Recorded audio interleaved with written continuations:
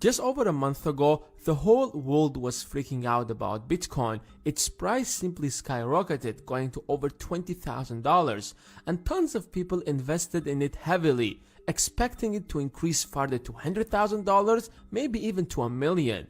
But unfortunately, tons of people lost money because over the last month, Bitcoin's price went down significantly to under $10,000, and it seems to continue decreasing, and it will most likely. And if you have watched my last video on Bitcoin, you probably expected that to happen. It's not surprising that Bitcoin is crashing because that's how our economy works. So let's take a deep look on how and why exactly that happened, and is it going to increase again like that?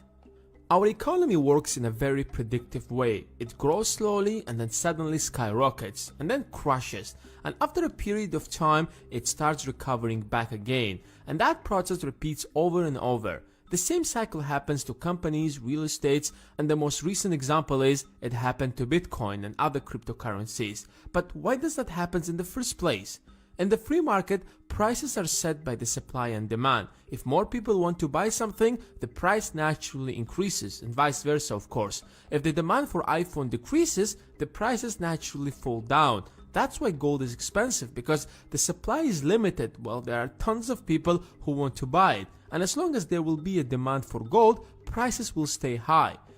In 1997, there was a dot-com bubble. The internet started exploding because everybody believed that this is the next big thing.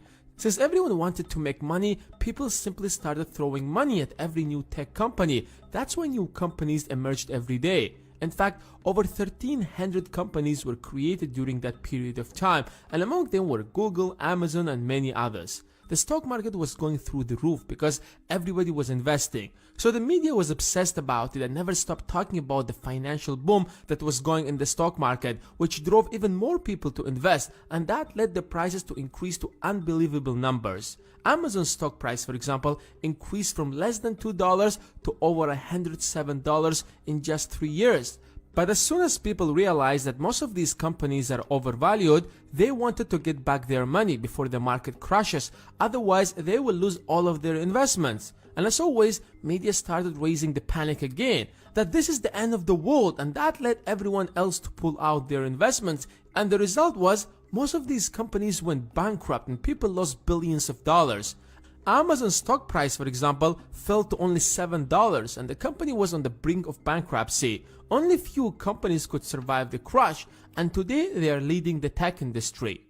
The same thing actually happened in 2008, by the way, and now it's happening to cryptocurrencies. When Bitcoin just emerged in 2008, it got a lot of attention from specialists who really understood its potential to replace our current monetary system, since it has crushed the entire economy. And over the years, besides attracting more and more people, many other cryptocurrencies emerged. Exactly like in 1997, everyone started a tech company. And in January of 2017, when Bitcoin became over $10,000, the media became obsessed about it and started talking about it continuously, attracting massive amount of people who have absolutely no idea what is Bitcoin or how does it work exactly. But everyone wanted to make money, so people simply started throwing money into Bitcoin and other cryptocurrencies. And many cryptocurrencies emerged every single day, and by the end of 2017, there were almost 2,000 cryptocurrencies in the market. In fact, there is a website where you can go and create your own cryptocurrency. I have left the link in the description. By the way, this video is not sponsored by them. I just thought it would be interesting to let you know that.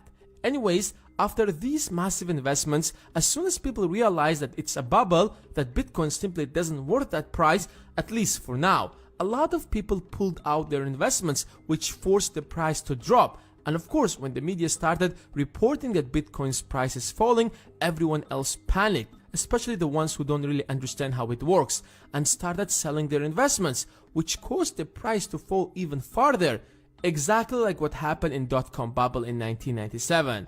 As always, it goes back to the same basic principle of supply and demand.